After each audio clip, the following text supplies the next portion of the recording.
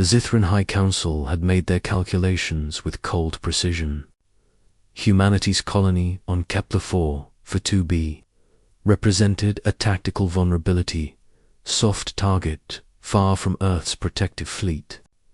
The children's settlement, established as a symbol of hope and peaceful expansion, housed 3,000 young souls between the ages of 6 and 16.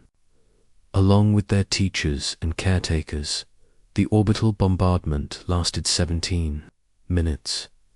When the distress signal finally reached Earth, there was nothing left but ash and melted glass. The Zithrans had broadcast their justification across all frequencies. Humanity had encroached upon their territorial claims, and this was a proportional response to human arrogance. They expected outrage. They expected diplomatic protests.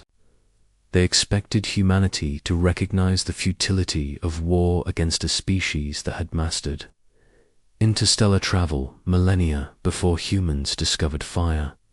They did not expect silence. Commander Avery stood on the bridge of the Vindication, staring at the tactical display with eyes that no longer seemed capable of blinking. The past 72 hours had transformed him from a peacetime officer into something else entirely. His daughter, Sophia, had been 12 years old. She'd sent him a video message 2 days before the attack, excitedly showing off the bioluminescent plants they were growing in the colony's greenhouse. "Sir, we're approaching the Zithran border," Lieutenant Marlowe reported from the navigation station. Her voice was steady, professional, but Avery knew her story. Her twin sons had been among the murdered. Every person on this ship, on the entire fleet now assembling in the darkness, had lost someone on Kepler-4 for 2b. "All ships report ready, Commander," she continued. "The retribution, reckoning, nemesis, and fury are in formation. Earth Command has given us operational discretion. Operational discretion." The euphemism almost made Avery laugh. Earth's government had officially condemned the attack and called for the Zithrans to face the Galactic Council's justice. Unofficially, they had unleashed humanity's military with a single, unprecedented order: no restraint. "Marlowe, have we received any response to our hails?" "Yes, sir. The Zithron Praetor himself. He says they will accept our surrender and that any act of aggression will be met with the complete eradication of our species." "Of course he does." Avery's smile was a terrible thing. "Open a channel. All frequencies. I want every Zithron in this sector to hear this." The light flickered green. Avery leaned forward, his words measured and calm. "Praetor Zixteron, this is Commander Avery of the Terran Coalition Fleet. You killed our children. You murdered innocents to make a political statement. You believed humanity would cower, would negotiate, would forgive." He paused, letting the silence stretch. "You were wrong. Your species," the Praetor's translated voice dripped with contempt, "has existed for a cosmic eyeblink. We have conquered 17 star systems. Your threats are, you've seen humanity at peace," Avery interrupted. "You've seen us explore, build, and extend hands in friendship. You've seen our better angels, Praetor, but you've never seen what we truly are. You've never seen what evolution actually selected for on Earth." Marlowe's fingers flew across her console, bringing up tactical overlays. The Zithran fleet was massive, over 200 warships, each one a technological marvel that outgunned anything humanity possessed. But humans had spent the last 72 hours preparing fire. Avery commanded the Vindication didn't fire conventional weapons. None of the human ships did. Instead, they released clouds of what appeared to be debris fragments of destroyed ships. asteroid chunks, and what scanners would identify as simple iron ore.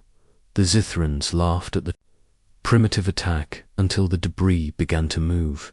Each fragment contained a tiny human consciousness, volunteers who had uploaded themselves into mobile weapons platforms.